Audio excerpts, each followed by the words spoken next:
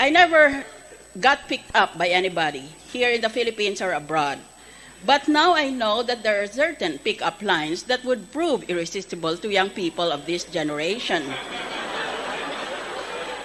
For example, why don't you try the following? Kung magkakaroon ka ng sariling planeta, gusto ko ikaw ang axis nito. Para sa iyo lang iikot ang mundo ko. Sana Facebook status ka na lang para pwede kitang i-like. Ibenta mo na bahay mo. Tutal, nandito ka na, nakatira sa puso ko. Sana naka-off ang ilaw para tayo na lang mag-on. Noodles ka ba? Kasi lucky me.